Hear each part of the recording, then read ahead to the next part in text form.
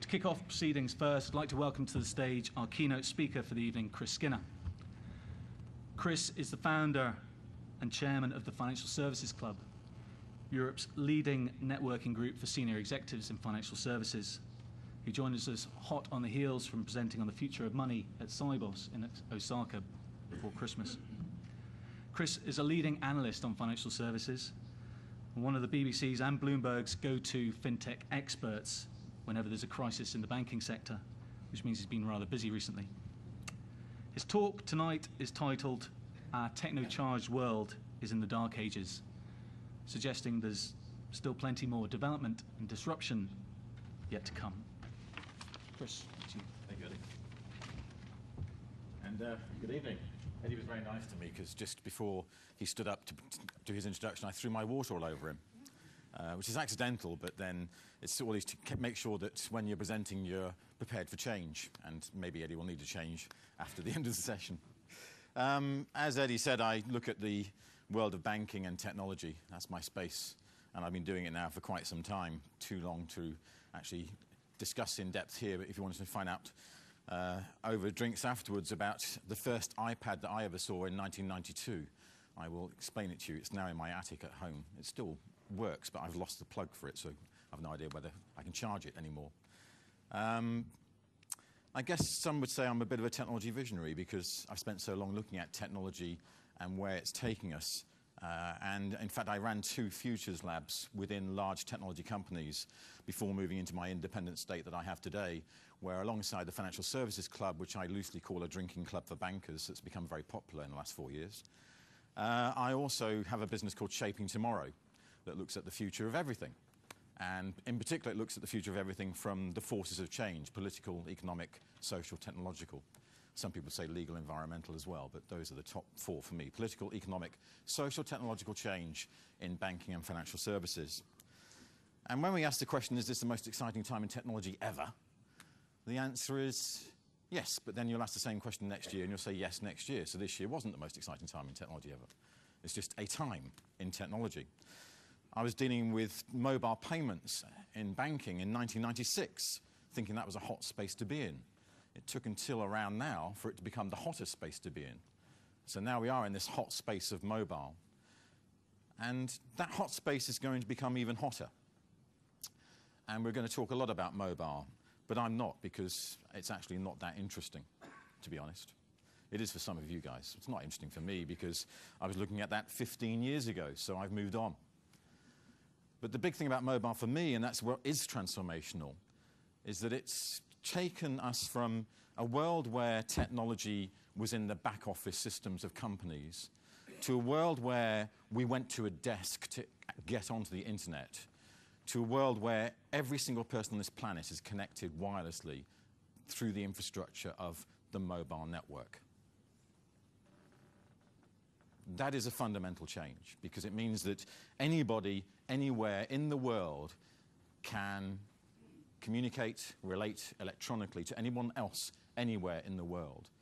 They can transact and do commerce, create relationships, grow networks and business, get microfinance, change the way in which we interrelate with each other because the world is now wirelessly connected. It has transformed Africa already. Africa as a continent had no infrastructure for commercial payments for the general citizens of the African continent until mobile appeared. Now, anybody in Africa can make a payment to anyone else, not just in Africa, but anywhere in the world. And we've seen that transformation best illustrated by M-Pesa in Kenya, where, depending on the numbers you look at, I'll go with the highest number I've been given, which is obviously by Vodafone, who own M-Pesa. 2 out of every $5 is transacted in Kenya through the mobile phone network today. 40% of their GDP moves via mobile messages. That's phenomenal. But the main reason being is that before, the only way to move money around was to give people physical cash to move the money. Now, wireless infrastructure connects everybody in Africa and the planet, 7 billion people, 24/7. You don't have to go to a desktop. You just have it in your pocket or purse.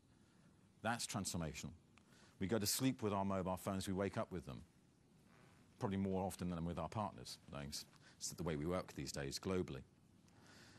So mobile is transformational. If you look at the developed economies, I normally illustrate this with things like Square, iZettle, Empower, where a dongle in a smartphone turns every smartphone into a point of sale. So it's not just a point of purchase, but everything in the world, globally, wirelessly, person to person, peer to peer, is a point of sale for transacting commerce, banking, financial transactions, business. So mobile's pretty transformational. It's taken 15 years or more to become mainstream during the time I've worked in mobile payments and mobile banking, but it's now mainstream. And it's a hot space. But it's dollars dishwater. Because within a couple of years, it's going to be dead. That's why we're in the dark ages. Because the first thing that's going to happen is the Internet of Things is going to wipe out the mobile hot space. Although the two are completely interrelated and integrated, the focus upon the mobile as a device for transacting is the wrong focus. It's the behavior of how we transact wirelessly that should be the right focus. And the right focus is saying, what happens when everyone's shoes, earrings, handbags, telephones, televisions, cars, bars, windows, floors are connecting, transacting? I'm a big Star Trek fan. Do you ever see anyone on Star Trek make a payment? Of course not. You just walk around and things transact around you. One of the big things that's happening right now is augmented reality. The idea that you could not use a mobile, but use glasses connected to a wireless chip that could be in your ring, and you augment your world to see everything around you. The prices of the houses that you might be interested in buying, the bars that you might want to go and visit, the other places that might be less salubrious that you also want to visit. You can see everything augmented in reality, augmented reality.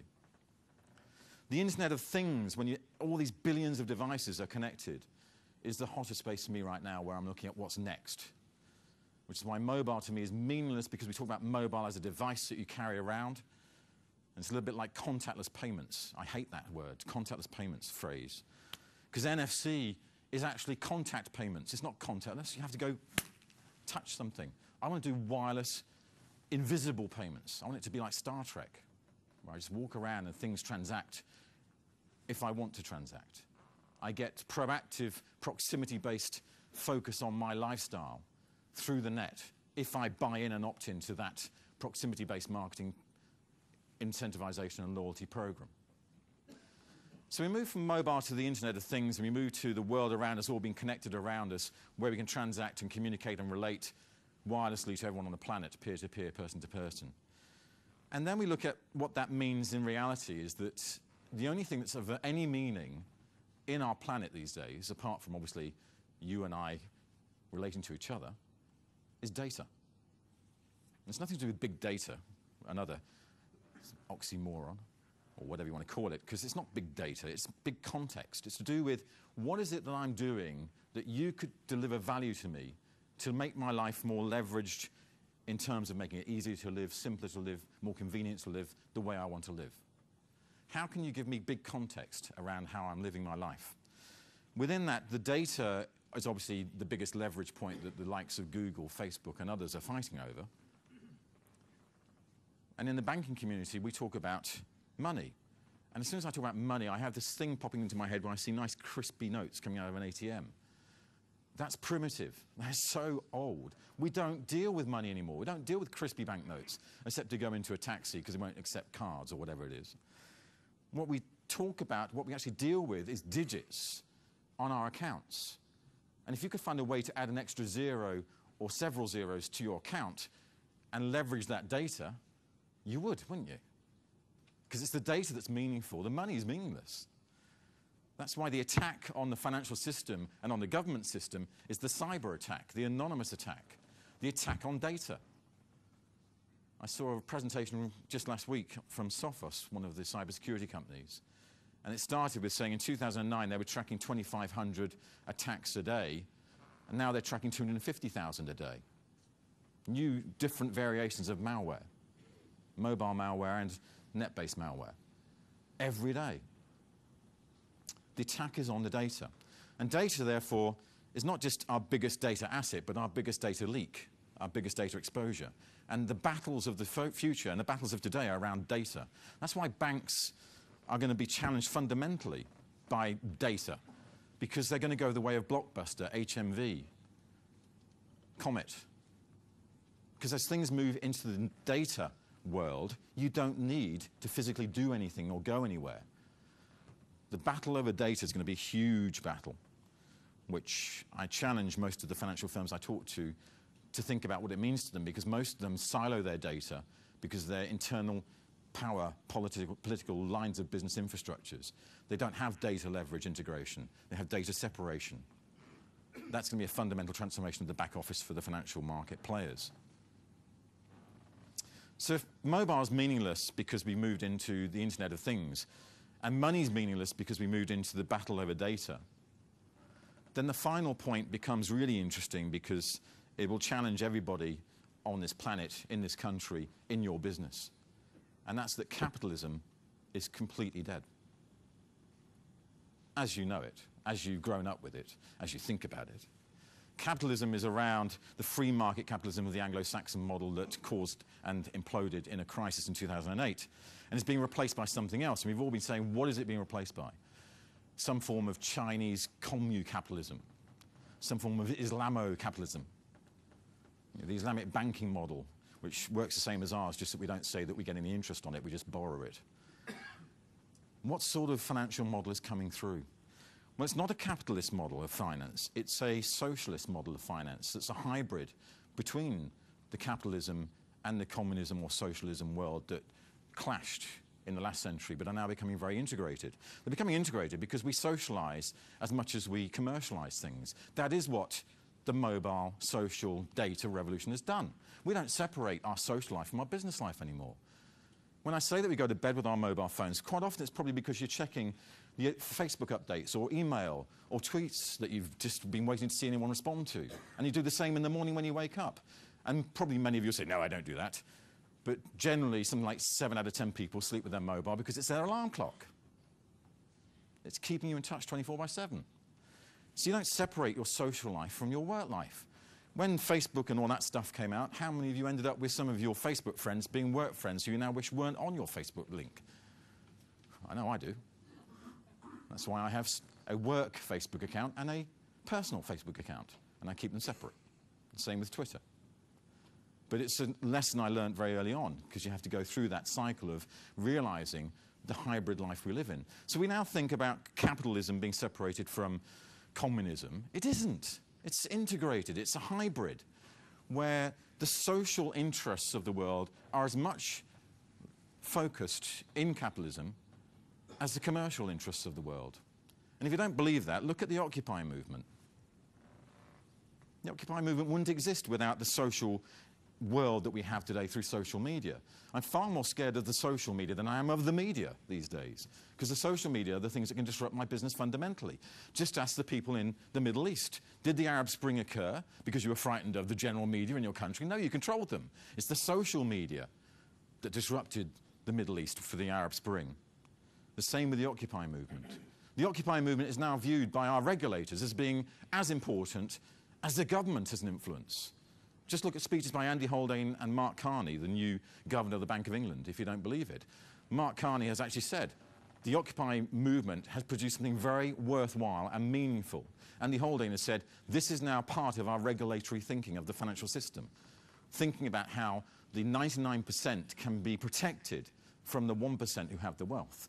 If you don't believe that you can have social influence on capitalism, just look at the Bank of America, who were hugely publicly humiliated by one individual in Q4 2010, because that one individual posted a petition on change.org saying, I don't like the fees Bank of America has introduced as a result of the Durbin Amendment to the Dodd-Frank Agreement. Doesn't sound a big deal, does it?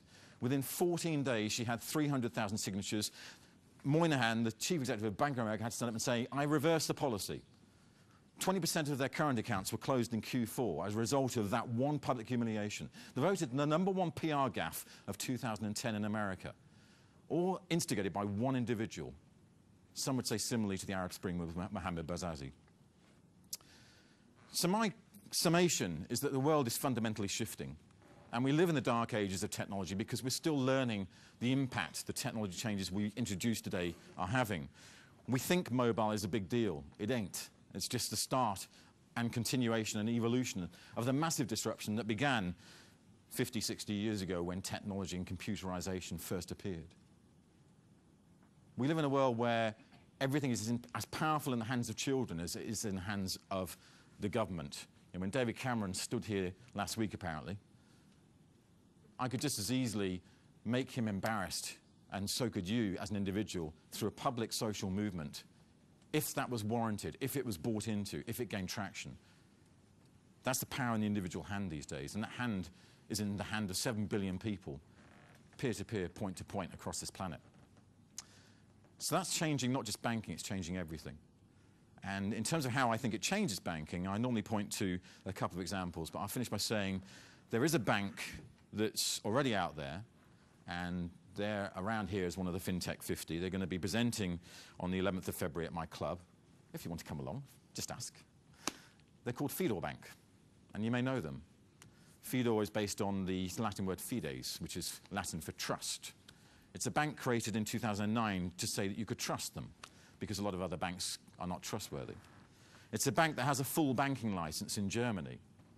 It's a bank that gets their acquisition of new customers for about €1 per customer. That's their total cost of onboarding new business. €1 per customer, because they do everything through social media, viral networking. You sign on to your bank account using your Facebook Connect. You do not use a username and password. Once you're in your bank account, you can move funds around between your savings and investments based in euro or based in commodities. You might have oil investments, gold and silver investments. You might have Diablo gold investments, World of Warcraft gold investments. You can put those in there too.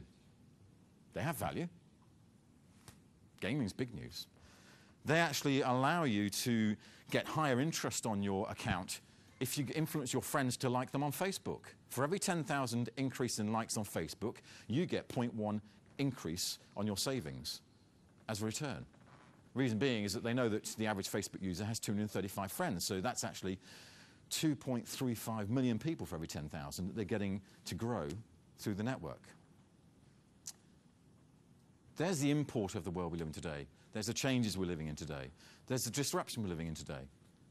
It's fundamental. Money's meaningless, it's the data that's important. Capitalism is dead because we've become social capitalists, or at least we're being influenced by them. And mobile is the wrong focus. It's the Internet of Things that's the point we're at today. And that's where I'm going to focus. As Elliot Gottkein from Bloomberg introduces the panel, Elliot's the business editor for Europe with Bloomberg TV. I saw that you have interviewed David Cameron and Sir Richard Branson, so a Virgin Prime Minister is a good link. Elliot, over to you. Thank you very much, Chris.